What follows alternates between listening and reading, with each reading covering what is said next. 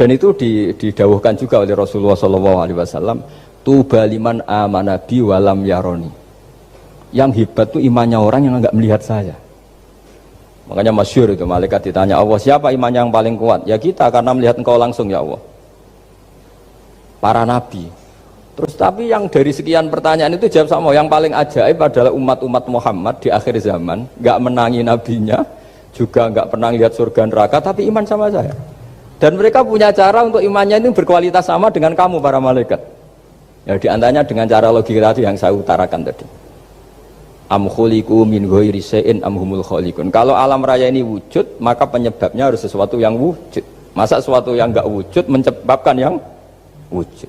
Kalau angka 10 ada, 1 juta ada, pasti dimulai angka 1. Makanya nisbatusnaini wal arba'ah ila ma la nihayata laha, itu semuanya nisbatul far'i ilal asli. Semua angka berapapun jumlahnya itu binisbat ilal wahid adalah nisbatul far'i ilal asli. Itu cara-cara, makanya tadi kajian ilmu itu tidak ada habis-habis. Makanya perasaan saya itu kemungkinan orang Islam jadi ateis itu kecil, Pak Fathul Wahid. Saya punya kitab, ini saya ulang lagi, kitab calon wali. Kenapa saya sering cerita wali? Kalau di kampus itu kan orang inginnya ya jadi dekan, jadi rektor atau jadi menteri lah kira-kira gitu. Kalau di pesantren orang itu cita-citanya satu, ingin jadi wali. Ya supaya majelis ini barokah, saya tidak perlu cerita dunia kampus. Kalau ceritakan corong Jawa nguyai segoro lah. Bongso keinginan gitu kan tidak selera saya, juga ada dunia saya. Supaya sampai dapat ilmu ya saya cerita dunia. Itu kitab, saya punya kitab calon wali lah kira-kira, atau wali sudah wali top. Namanya kitab Tasbitul Fuad, karangannya Sayyid Abdul Haddad. Itu beliau cerita, di antara ceritanya itu unik. Kata beliau begini, saya itu tidak khawatir orang Islam jadi murtad, apalagi jadi ateis. Karena kalimat la ilaha illallah itu sahlatun qoribah, kalimat yang mudah sekali. Sehingga saya tidak khawatir orang Islam yang ketemu orang ateis, ketemu orang macam-macam, asal diajari kalimat ini secara benar. Terus beliau cerita, yang saya takut tuh mereka masalah perempuan dan harta. Kalau iman kayaknya enggak. Singkat cerita yaitu di kitab seperti itu.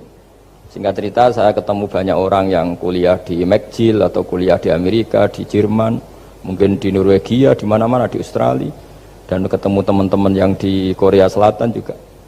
Mereka itu orang kebanyakan yang nyuwun sewu enggak keluarga kiai, tapi mereka enggak ada yang enggak tetap iman.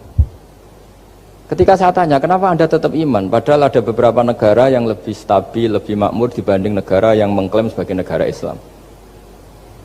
Itu cara berpikir ya sederhana. Enggak lah Gus, kayaknya kok Tuhan kok ada tanggal lahirnya? Enggak lah, kayaknya yang namanya Tuhan tuh ya awal lah. Masa pencipta langit bumi dituhani orang yang lahirnya di bumi, kayak enggak lah kayaknya. Jadi ya berpikir sederhana. Padahal ya kurang ajarnya Masya Allah. Anak ini ya dugem ya macam-macam, tapi kalau ditanya disuruh yang lain nggak mau dia. Enggak lah, kayak yang benar tetap Islam. Karena kalimat ini, yaitu tadi eksistensi Tuhan, tadi eksistensi Allah itu, la ilaha illallah itu kalimatun sahlah, kalimatun qoribah, kalimah yang begitu mudah difahami. Kenapa mudah difahami? Misalnya kita ngaji, Tuhan itu siapa? Yang menciptakan langit dan bumi. Dengan misalnya perbandingan Tuhan itu siapa? Yang lahir di bumi tahun sekian. Enak mana cara kita menerima itu?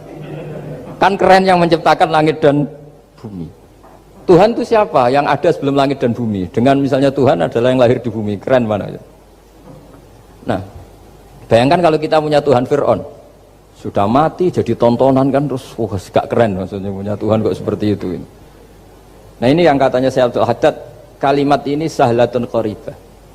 Sehingga kalimat ini pula yang kita dilatih, la ilaha illallah kalimatu haqqin 'alaiha nahya wa 'alaiha namut wa 'alaiha nub'ats atau wa biha nub'atsu insyaallah taala minal aminin.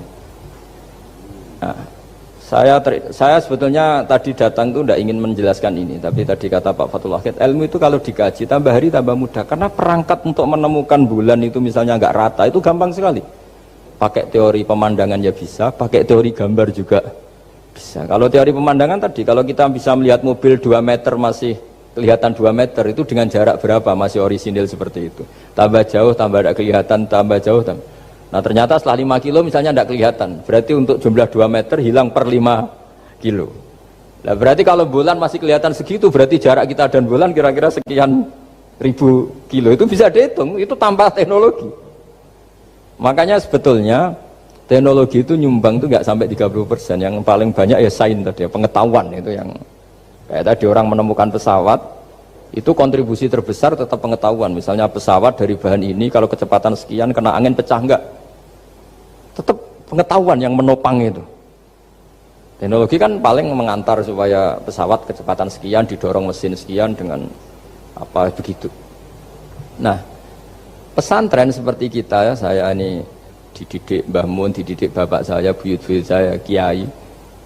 Itu sekali alim, yang alim betulan, itu ya alim betul. Ya karena memang yang repot nih yang agak-agak dukun itu ya ribet itu.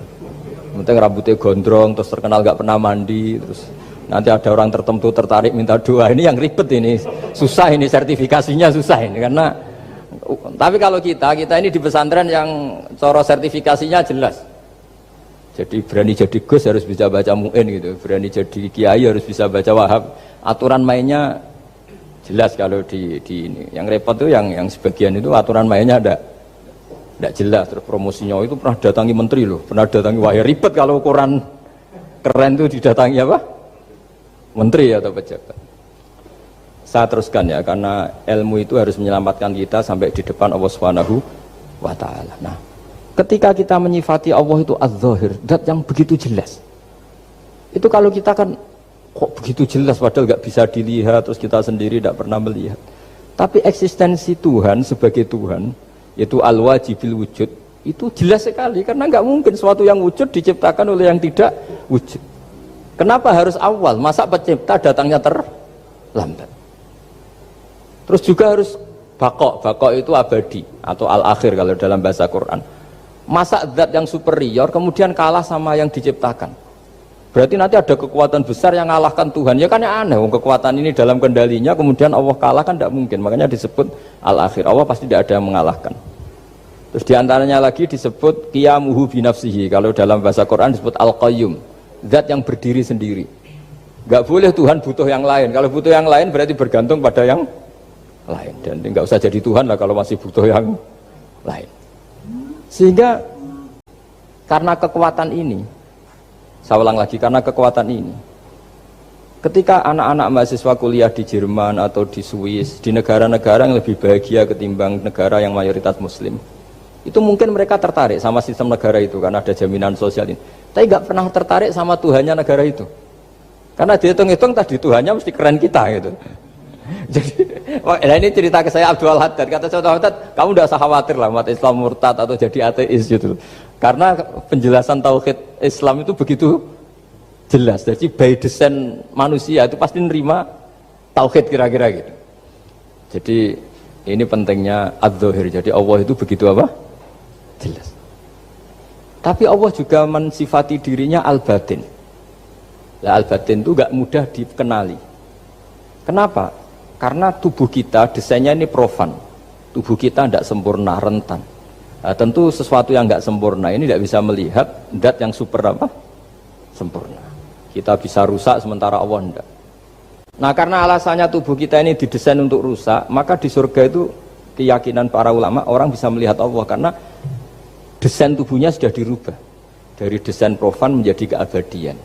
Sehingga di sini terus ada kelayakan melihat. Itu pun tetap min ghairi kaifin walan hisorin, tetap ya bisa melihat, tapi corong Jawa itu kecelok melihat tapi tidak sampai faham. Karena bagaimanapun Allah itu la tudrikul absar wa huwa yudrikul absar. Bagaimanapun Allah itu laisa kamitslihi syai'un, tidak ada padanannya. Jadi makanya Allah punya sisi az-zahir bisa dikenali sekali. Kenapa? Ya tadi nisbatus naini wal arba'ah ila ma la nihayatalaha itu nisbatul far'i ilal asli. Saya punya kitab Pak Fathul Wahid, diajar Mbah Mun dulu, kitab Al-Husunul Hamidiyah. Itu yang ngarang itu ya kayak kelihatan ngawur, tapi ngawurnya orang alim. Jadi di situ ada gambar, gambarnya itu nggak jelas. Mungkin pengarangnya juga nggak bisa gambar kayaknya. Wah bulat, benang bulat ada, gambar gunung ada, gambar yang tambah ngawur ya banyak sekali. Gambarnya itu nggak ada yang jelas. Tapi dari nggak jelas itu beliau bilang gini, gambar yang bulat ini, yang nggak jelas ini, tetap kamu punya rumus kan? Itu dimulai dari satu titik. Mbok gambar gedung tingkat 5, mbok gambar hutan ada harimaunya, tetap dimulai dari satu titik. Ya alam raya ya seperti itu, mbok ada Mars, cek mau ada Jupiter, kayak tetap dimulai dari situ titik. Nah ini namanya nuqtatul wujud, titik kewujudan, yaitu Allah Subhanahu wa Ta'ala. Sehingga ketika kita ngaji, ketika di pesantren dulu, penjelasannya adalah Al-Quran maknanya dipadatkan di Fatihah, Fatihah dipadatkan di Bismillah, katanya Bismillah dipadatkan di titiknya ba. Nah titik ba ini dianggap titik awal wujud, bi kana makana wa bi yakunu mayakun. Kira-kira Allah mentitahkan karena saya semuanya yang ada, dan karena saya yang mau ada bisa saya adakan. Nah, itu sirinya lah. Jadi menerangkan tauhid itu pakai gambar. Gambarnya keliru sekali lah kalau dalam orang seni mesti melihat gak seni itu. Karena dia gak butuh gambarnya, butuh mau menjelaskan buat dunia sebanyak ini, buat alam raya sebanyak ini tetap dimulai dari satu titik. Nah, sehingga di sini ada tauhid qul huwallahu ahad, Allahus samad, dan seterusnya. Nah, saya mohon lewat penjelasan ini ya, baik orang yang ahli teknik maupun ahli medis, ahli apa saja, tolong latihlah memberi penjelasan yang mudah sehingga agama ini mudah dicerna. Sehingga kalau ini dijelaskan cara mudah, beragama itu jadi gampang. Makanya ciri utama agamanya orang-orang baik itu satu, man radiya billahi robba. Radiya itu seneng banget. Kenapa seneng banget? Karena memang agama ini nyaman, indah. Jadi datang dengan kebenaran yang mudah dicerna. Coba kalau agama ini datang dengan cara misalnya gini, kamu harus menuhankan ini, dan kita tahu itu lahirnya di bumi, kan ada yang ganjel. Kok Tuhan sama buminya dulu, buminya ini gimana ini? Kan pusing. Buat Anda profesor nggak bisa jawab itu. Tapi kalau Tuhan itu adalah yang ada sebelum langit dan bumi, kan ya iyalah, masa Tuhan terlambat datangnya, kan terus enak gitu, menerimanya itu. Makanya diantara kekalahan Fir'aun berdebat, ya Nabi Musa ya Nabi lah, juga proses ya. Nabi Musa ketika ditanya Fir'aun, wa ma rabbul alamin, Tuhan kamu itu siapa? Jawabnya Nabi Musa, rabbus samawati wal ardi, yang menuhani langit dan bumi. Itu Fir'aun masih bisa ngeles. Saya jalan-jalan kemana-mana, yang dituhankan saya, berarti yang Tuhan ya saya dong. Ma'alim tulakum min ilahin apa? Ghairi, kata Fir'aun. Soal Tuhan kamu di langit, begini kata Fir'aun. Haman dipanggil, Haman bikinkan piramida yang paling tinggi, saya ingin melihat Tuhannya Musa. Musa bingung kan, padahal kalau naik piramida nanti Fir'aun pun tidak bisa melihat Allah kan. Wong yang Nabi yang kiai aja gak bisa melihat, apalagi Fir'aun. Padahal celakanya ketika dia tidak melihat Allah, dia akan mengatakan Allah itu tidak ada, ribet kan. Itu penjelasan tentang Tuhan ini sebetulnya sudah absolut lah. Rabbus samawati wal ardi, Tuhannya langit dan bumi. Tapi itu gak ngefek, di perdebatan gak ngefek. Yang ngefek adalah ketika Musa bilang gini, Rabbukum wa rabbu abaikumul awwalin, sing nuhani buyutem. Wah kaget pengawal-pengawalnya langsung do iman, meskipun secara siron, secara rahasia. Iya, nah, Quran pangeran berarti buyutnya radi pangeran. Kan pangerannya putu nih, berarti buyutnya wah ribet kan. Ya kalau Fir'aun Tuhan, bapaknya tambah Tuhan kan, mbahnya buyutnya. Akhirnya kata pengawal Quran, geblek tenan Fir'aun. Artinya apa? Kadang argumentasi yang sudah benar, yaitu Tuhannya langit dan bumi kan ya benar lah. Tapi itu tidak ngefek, di perdebatan tidak ngefek. Yang ngefek adalah ketika Rabbukum wa rabbu abaikumul awwalin, yang nuhani nenek moyang kamu. Orang mulai mikir kalau Fir'aun itu Tuhan, lalu nenek moyangnya Tuhannya siapa? Jadi ini seninya, makanya diantara syarat Nabi, jadi Nabi itu sidik, amanat, tabligh, fatona. Fatona itu ada kecerdasan. Dulu Nabi ya sering dibully, jangan kira Nabi itu enggak sering dibully, sering juga Pak Rektor. Jadi ada unta itu kena kudis. Kudis itu ya jenis penyakit menular lah. Nabi dengan teori tawakalnya, Nabi itu punya dua teori, kadang pakai teori tawakalnya, kadang pakai teori preventif. Makanya Nabi pernah ngendikan kalau ada penyakit menular di situ, kamu jangan di situ. Itu pakai teori preventif. Tapi kadang Nabi pakai teori tawakal. Nabi menghentikan la adwa wala tiarut. Tidak ada penyakit menular. Terus orang-orang yang ya usil lah kira-kira gitu. Ada unta kena kudis, dijejerkan yang waras.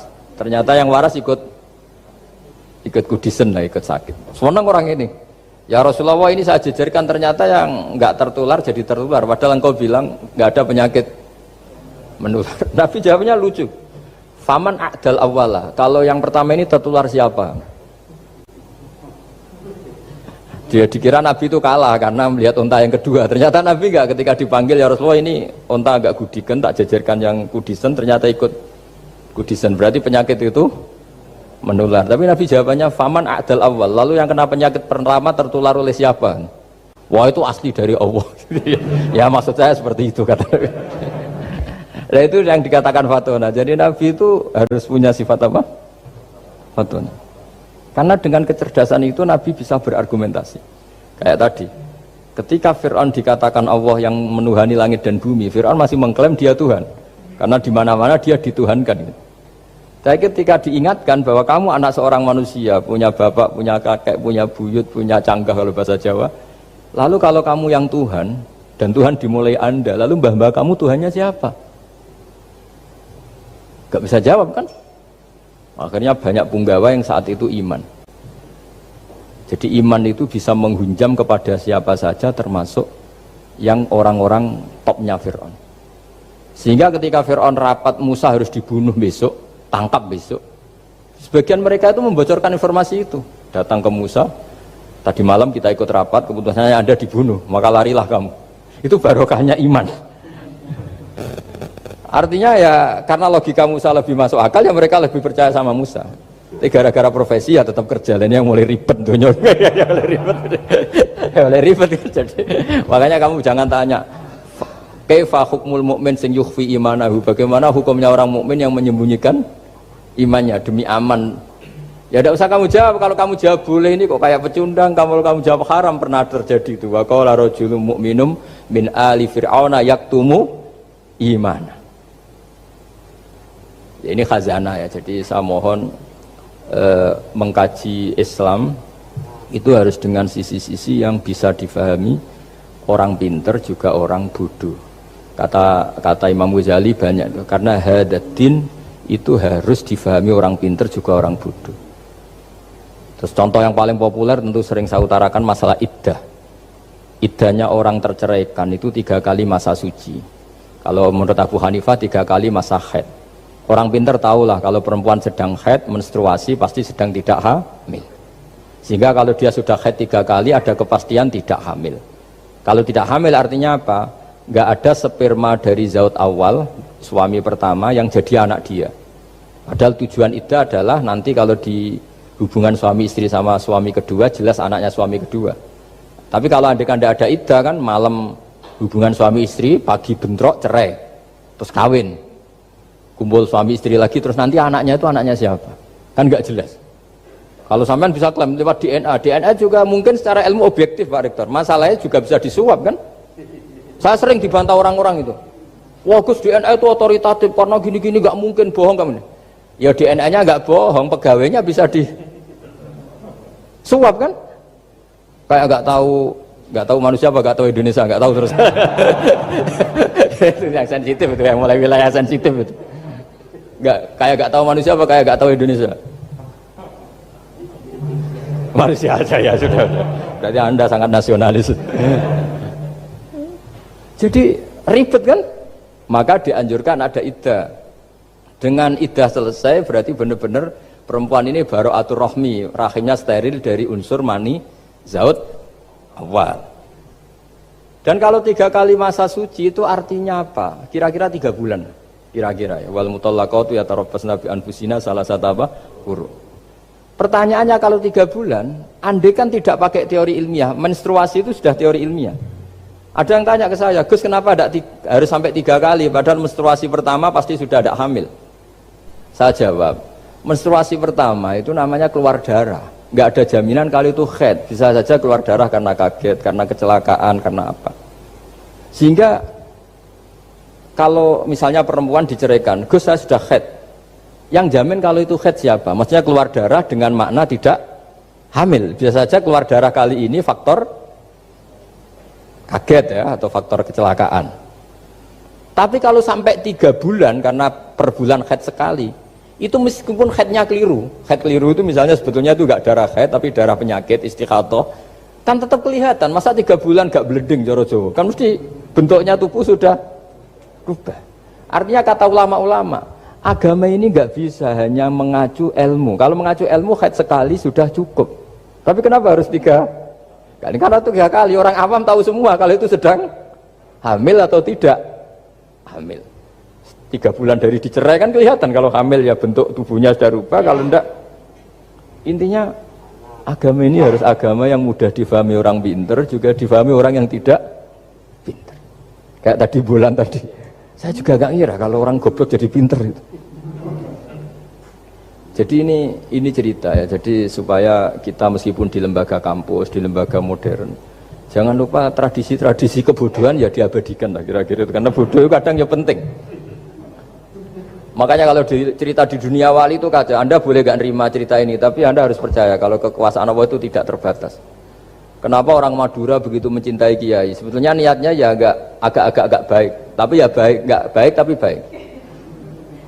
Ada santri itu Madura, dia saking percaya sama kiai itu ya khidmah, bikin teh, masakan kiai, mijitin kiai, pokoknya waktunya diberikan semua untuk kiai.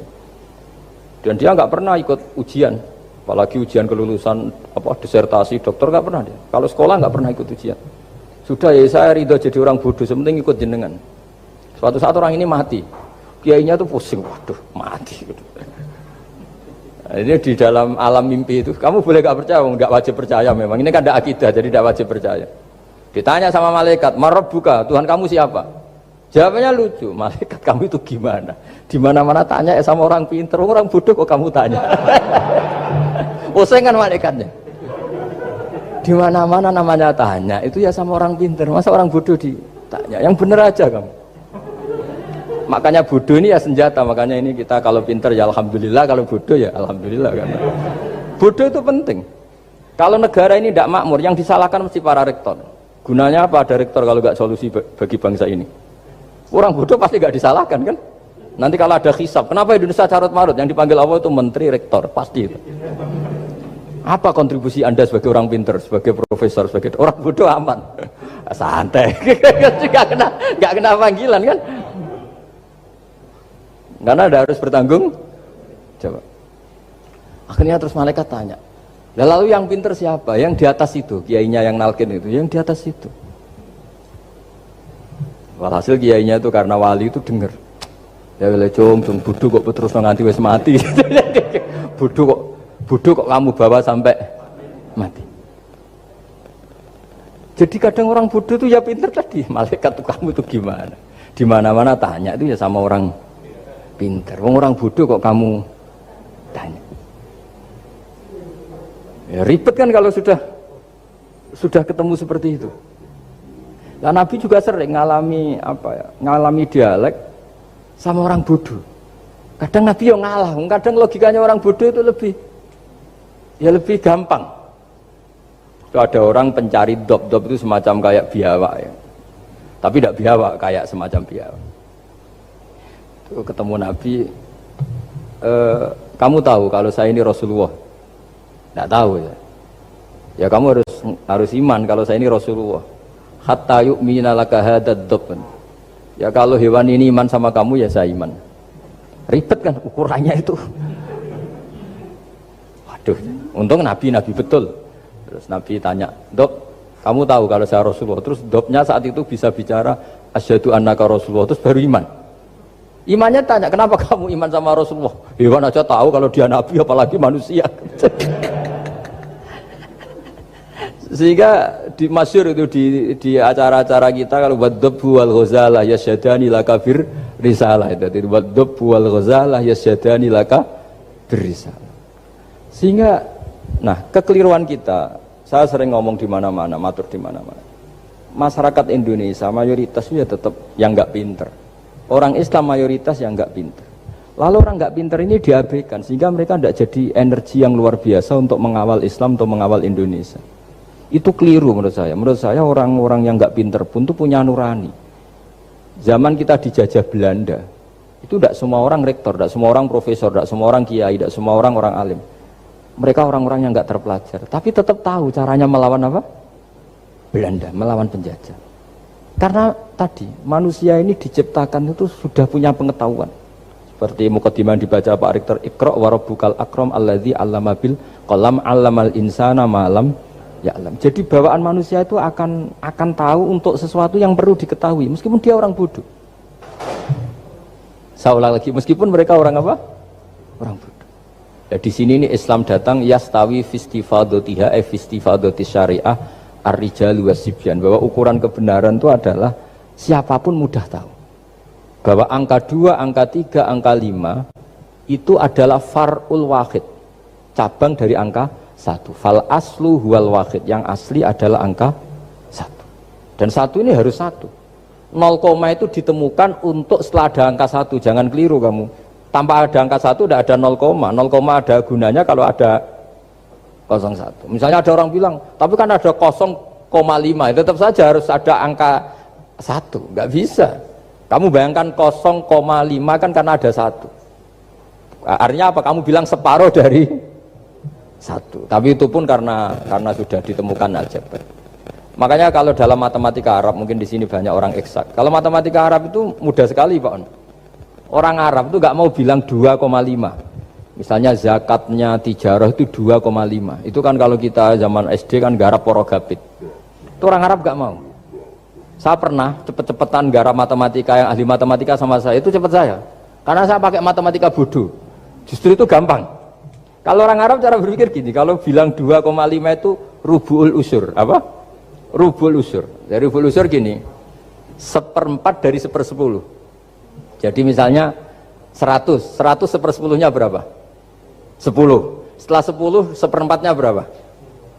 2,5. Jadi bertahap, rubu'ul usur. Sehingga misalnya gitu, 1 juta kan angkanya nolnya kan 6. Kalau kamu porogapit 2,5 kan kuweselan dia porogapit. Kalau orang Arab gampang, 1 juta 1/10-nya berapa? 100. 1/4-nya 25. Berarti 2,5-nya 1 juta 25.000. Orang Arab bilangnya rubu'ul usur.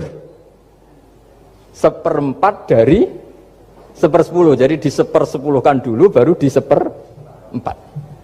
Jadi lebih cepat. Sampai pakarnya tanya, Gus kok bisa gini? Wah, aku anak kiai ngawur. Saya ini, makanya banyak orang pesantren itu pintar matematika. Sebetulnya matematika yang model, ya sebenarnya kayak agak model bodoh itu. Tapi itu gampang, orang awam gampang. Kalau kita kan enggak, misalnya zakatnya zuruk, zakatnya tanaman itu 1/10 atau 1/20. Kalau orang Arab enggak mau 1/10 atau 1/20. Berarti kalau 100 ton atau 100 pintal berarti berapa? 10 atau 5 kan? 1/10-nya 100 berapa? 10. Kalau 1/20-nya 5. Kalau hitung-hitungan di fikih zakat orang modern kan 1/10 atau 1/20. Kalau orang Arab nggak mau bilang gitu. Zakatnya zuru itu al-usur 1/10. Berarti per 100 ton misalnya 10. Atau nisful usur, separuh dari 1/10. Jadi nggak mau bilang 1/20. Usur atau nisful usur. Gampang mana coba? Ya kan, usurnya kan 10. Kalau nisful usur 5 atau 1/20. Daripada gawe porogapit, wah seruat. Jadi kita ini yang kelihatan goblok matematikanya ya pinter juga gitu. Meskipun ya tetap goblok karena ada nekuni gitu. Sehingga di pondok itu ya dulu diajarkan faraid, falak itu ya gampang sekali karena memang hitungan Arab gitu. Kalau bilang 2/3 itu sulusani apa? Jadi 6. 2/3-nya 6 berapa? 6 sulusnya berapa? Sepertiganya 2. Nah, sepertiga itu sepertiga 2 kali. Berarti berapa? 4. Ya, 6 itu 2/3-nya kan? Pokoknya bahasa Arabnya sulusan. Kalau orang terjemahnya berapa? Kalau orang 2 kali sepertiga apa? 2/3. Sulusan itu 2/3. Nah, itu kalau orang Arab bilang nggak 2/3, sulusani. Sepertiga 2 kali. Jadi 6 di sepertiga dulu 2. Nah 2 itu 2 kali. Berarti berapa? 4. Jadi itu. Nah Quran itu ya kira-kira gitu. Jadi kelihatannya goblok, tapi itu pinter itu. Yang porogabit kelihatannya pinter tapi tidak pinter. Ukuran orang pinter yang mempermudah yang sulit, jangan mempersulit yang mudah kan gitu. Makanya saya bilang ini yang pinter yang mana itu. Nah, saya kembali lagi ke tadi. Jadi agama ini datang dengan sebegitu mudah. Sampai matematika yang katanya sulit itu matematika Islam itu mudah sekali karena tadi. Misalnya kalau 1 miliar zakatnya 2,5% berapa? Kan pusing kan? Tapi kalau kamu pakai teori rubul usur 1 miliar, usurnya 100 juta. Seperempatnya 25 juta. Berarti per 1 miliar. Gampang mana coba sama ngomong itu? Nanti ada yang nyeleduk gampang kalkulator Gus. Ya ribet lagi kan kalau kalkulatornya pas hilang. Atau pas dipakai anaknya belajar daring ribet kan HP-nya. Jadi ini cerita ya. Jadi seperti yang dikatakan Pak Rekro tadi sebetulnya ciri utama ilmuwan atau ulama atau profesor atau doktor itu usahakanlah yang mudah itu, yang sulit itu menjadi apa? Mudah. Yuridu wa bikumul yusra wa la yuridu bikumul usra. Sehingga kata Imam Alamudi dia menjadi wali besar itu justru karena belajar tauhid. Yang dari belajar matematika tadi, dari matematika dia tahu bahwa angka berapapun jumlahnya itu binisbat ilal wahid itu semuanya nisbatul far'i ilal asli. Semua itu cabang dari satu. Alam ini kayak apa besarnya, apa Mars ada Jupiter, tetap semuanya nisbatnya ke Allah adalah nisbatul far'i ilal asli. Semua itu diciptakan oleh pokok yang